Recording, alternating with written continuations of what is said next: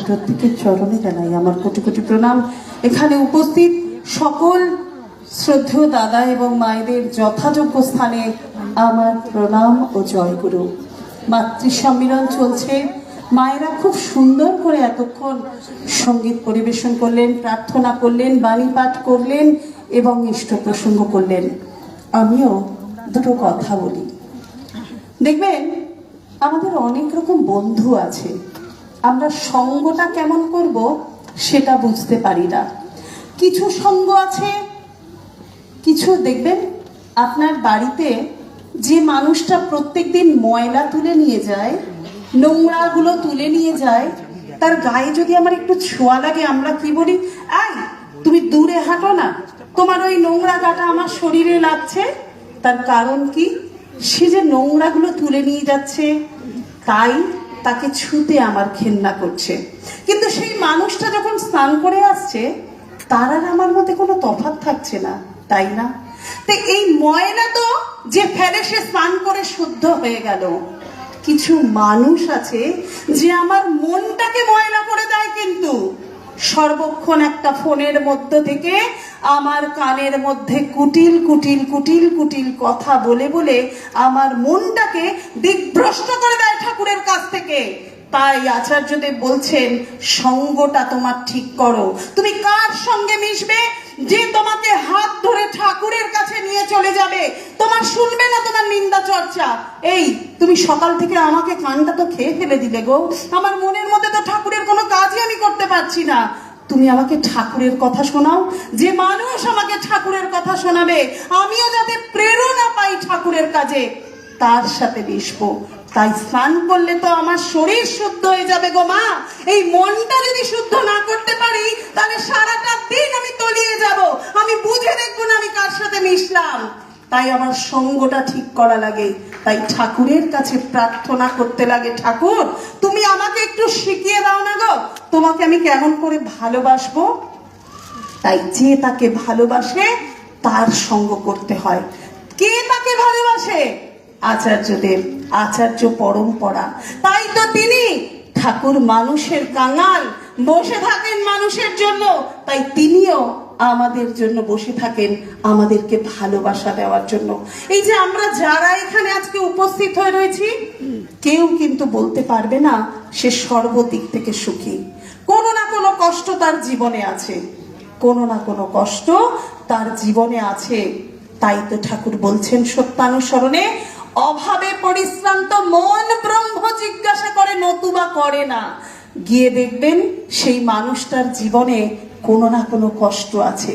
তাই আমরা যারা হয়তো কেউ পিতামাতা, কেউ একটুখানি ভাই বোন, যে যেরকম বয়সের হোক না কেন, সবাই হয়তো দেখা যায় সন্তানকে মানুষ করতে করতে বার্ধক্য এসে গিয়েছে, সন্তান তো দূরে চলে গিয়েছে। তাকে আমি বলছি না যে ঝগড়াঝাটি করে গেছে, তার কর্মজগতের জন্য, তার বিবাহের জন্য তাকে যেতেই পারে, সে তার সংসার ধর্ম পালনের জন্য। তা আমরা তো বড় একা, তাই না? তাই দেখেন আমরা ঠাকুরকে পেয়েছি বলে, তাকে নিয়ে জীবনে চলছি বলে আজ আমরা একা নই, তাই না? খুব খুব ভালো আছি আমরা যে আমরা ঠাকুরকে নিয়ে চলছি। আমি আমার জীবনের কথা বলি। যখন মানুষ বলে না যে দেখো আমি কেন দীক্ষা নেব, আমার মা বাবাই আমার গুরু, বলেন কি বলেন না? বহু মানুষ কিন্তু এই কথাটা বলে, আমার দীক্ষার প্রয়োজন নেই, আমার মা বাবাই গুরু। নিশ্চয়ই এই কথাটা অতি সত্য, মা বাবা গুরু। কিন্তু আমি আমার কথা বলি, আমরা 5 জন ভাই বোন।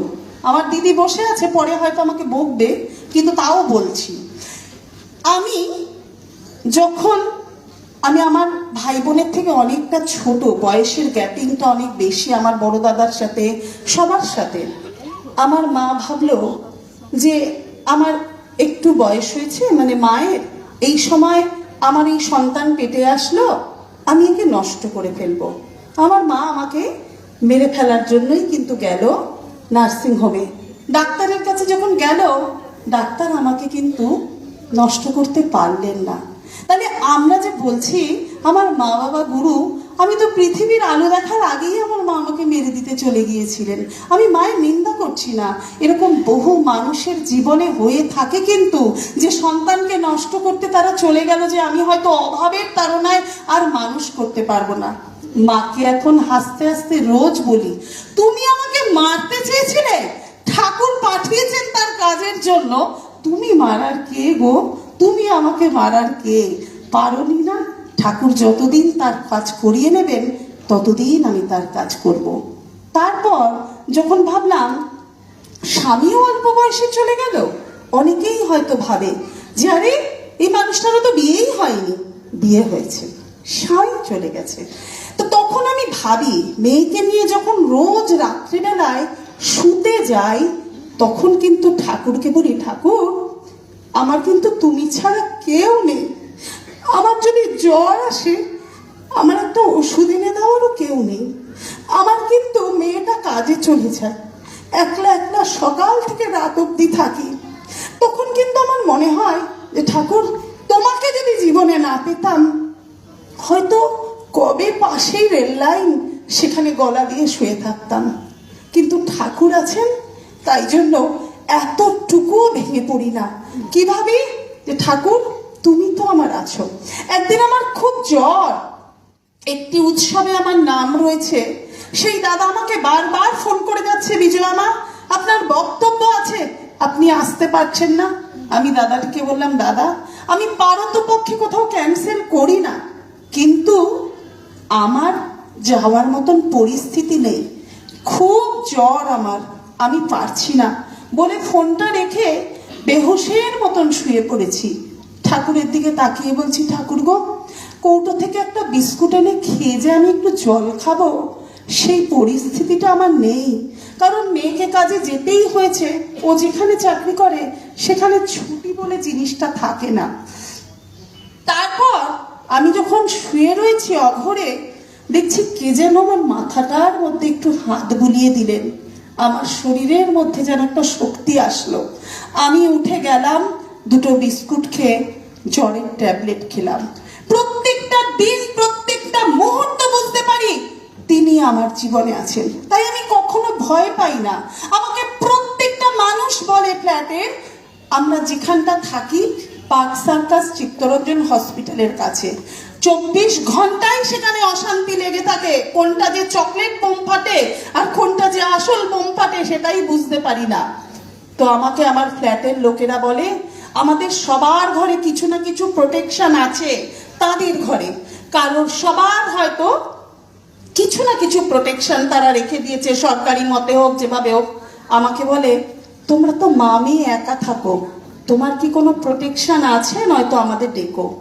আমি বললাম, আপনাদের প্রোটেকশন কি আছে আমি জানি না, আমার জীবনে পুরুষোত্তম আছেন, যার জীবনে তিনি আছেন তার ওই প্রোটেকশনের পরে আর কোনো প্রোটেকশন লাগে না। তাই আমি প্রত্যেকটা দিন যখন শুই বলি ঠাকুর আছেন। সবাইকে যখন দেখি কোনো কিছু লাগবে, বরের কাছে বায়না করে, এটা দাও না গো, এই শোনো ওটা আমার কাছে চেয়েছে না কিন্তু তুমি দিয়ে দিও। আমি ঠাকুরের কাছে গিয়ে বলি, তুমি আমার পিতা, তুমি আমার বর, তুমি আমার সন্তান, আমার জীবনে তুমি ছাড়া কিন্তু কেউ নেই। খুব ভালো যে আমি কারোর ওপর ডিপেন্ডেন্ট নই, কারণ আমার ঠাকুর আছেন। আমরা যখনই কারোর ওপর ডিপেন্ডেন্ট হই, তারপর যখন সেই হাতটা আমাদের জীবন থেকে সরে যায়, তখন কিন্তু আমরা বড় অসহায় হয়ে পড়ি। তাই আমার প্রথম থেকেই জানি তিনি আমার জীবনের আছেন। তাই বোধহয় আমি জীবনে যেদিন প্রথম দেওঘরে পা রেখেছিলাম, আজ থেকে প্রায় 29 বছর আগে আচার্যদেব আমাকে ডেকেই এই কথাটা বলে দিয়েছিলেন, আপনি শুধু ঠাকুরের জন্যই পৃথিবীতে এসেছেন, তার কাজ করবেন, তাকে নিয়ে থাকবেন। তার এই সেই দিনের বলাটা কিন্তু আমি বুঝতে পারিনি, কিন্তু এখন বুঝি যে তিনি কেন বলেছেন। তাই আমার জীবনে কখনো কোনো দিনও কেউ আমাকে কিন্তু দেখে না যে আমি একলা বলে, যেরকম থাকতাম সেরকম ভাবেই থাকি, কারণ আমার হারানোর তো কিছু হয়নি, আমার ঠাকুর আছেন। এই যে আমরা ভাবি আমার বর আমার জীবনের সব, আমার সন্তান আমার জীবনের সব, আমার স্ত্রী আমার জীবনের সব, আপনারা শিরলেনে কিছুদিন আগে একটা ঘটনা পড়েছেন এবং টিভিতে দেখেছেন বোধহয়, তাই আমি বলি সেটা হচ্ছে খুব মস্ত ধনী পরিবার, তারা দুটো ভাই, একদম আমার চোখে দেখা ঘটনা, কারণ আমাদের বাড়ির থেকে বেশি দূরে নয় এবং সেই স্পটে গিয়ে আমি দেখে আসলাম যে ঘটনাটা টিভিতে দেখছি, বাড়ির এত কাছে যখন একটু যাই। তারা এতটা ধনী পরিবার, হঠাৎ করে কোনো না কোনো কারণবশত তাদের ব্যবসা একেবারে ডাউন হয়ে গেছে। ডাউন হয়ে যাওয়ার পর পুরুষ মানুষ তো চাপে রয়েছে, মেয়েদেরকে বলেনি যে সংসারে এতটা কষ্ট দারিদ্রতা এগুলো দেখা দিচ্ছে, সেগুলো বলেনি। তারা ব্যাংক থেকে লোন নিয়েছে। কি দেখিয়ে লোন নিয়েছে? বাড়িটা দেখিয়ে লোন নিয়েছে, বিশাল বড় বাড়ি, একদম শিললেনের রোডের ওপরে।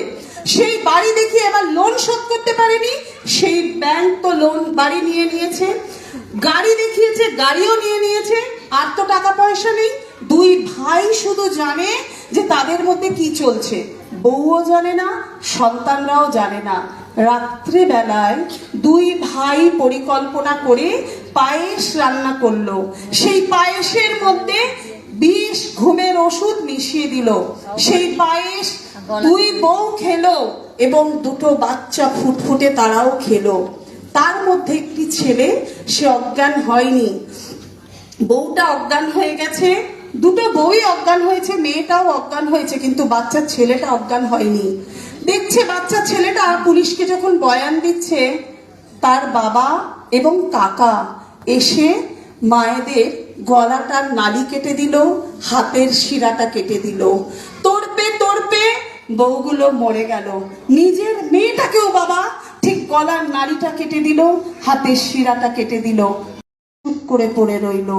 যখন দেখছে বাবারা চলে যাচ্ছে, ও তাড়াতাড়ি একটু পালাতে গেছে, তখন বাবার কাকা ওকেও দেখে নিয়েছে। তারপর তারা গাড়িতে করে উঠে সেই সায়েন্স সিটির কাছে গিয়ে গাড়িটাকে অ্যাক্সিডেন্ট করালো যাতে তারা মরে যায়, কিন্তু কেউ মরেনি। তারপর তাদের ট্রিটমেন্ট হয়ে এখন তারা জেলে রয়েছে। তাহলে বলেন আমরা কি ভাবি? এই দীক্ষা নিও না, এখন দীক্ষা দিও না আমার বাচ্চাটাকে, কিন্তু কি বলি? আমার বাচ্চাটাকে সুন্দর একটা ভালো ছেলে দেখে বিয়ে দিয়ে দেব, তার চাকরি, তার বর্ণ, তার বংশ যাই দেখলাম না কেন, কিন্তু তার ভেতরে কি ভাবতে পেরেছিল যে বউটা যে বলেছিল আজ থেকে তোমার সমস্ত ভরণ পোষণের দায়িত্ব আমি নিলাম, যে ভাবতে পেরেছিল এই বউটা যে স্বামীকে আমি প্রত্যেকটা দিন রান্না করে খাওয়াই, সে সন্তানটা ভাবতে পেরেছিল যে বাবা আমাকে এত সুন্দর করে আদর করে, একদিন সেই আমার গলার নালিটা কেটে দেবে? তাই আমরা বুঝে উঠতে পারি না আমরা কতটা ভয়ঙ্কর পশুতে পরিণত হয়ে যাচ্ছি। তাই আমাদের জীবনে ঠাকুর লাগে, তাই আমাদের জীবনে আচার্য লাগে, তাই আমাদের জীবনে পূজনীয় অবিন দাদা লাগে, যার কাছে গেলে আমরা প্রত্যেকটা মুহূর্ত বুঝতে পারবো আমাদের জীবনে কিভাবে চলা উচিত। দুর্গানগর থেকে একটি মার বাবা আচার্যদেবের কাছে গিয়ে বলছে, মেয়েটি বলতেও পারে না, দেখতেও পারে না। মেয়েটিকে ধরে ধরে নিয়ে এসে আচার্যদেবের কাছে বলছে, ওকে বিয়ে দিয়েছিলাম, ওর এই একটা সন্তান, সেই সন্তানটিকে রেখে ওর বর চলে গেছে। আচার্যদেব একটা দীর্ঘশ্বাস ফেলে বললেন, ও যে অন্ধ, ও যে বলতে পারে না, সেটা কি জানিয়ে বিয়ে দেওয়া হয়েছিল? মা বাবা বললেন, হ্যাঁ জানিয়ে দেওয়া হয়েছিল। আচার্যদেব একটা দীর্ঘশ্বাস ফেলে বললেন, মেয়েটিকে ওইদিকে নিয়ে যাও। তারপর তিনি একজনকে পাঠালেন কথা বলার জন্য। তাহলে আমরা সবকিছু হারিয়ে আচার্যদেবের কাছে যাই, কিন্তু আমরা এটা বুঝতেই পারি না যে জীবনের শুরু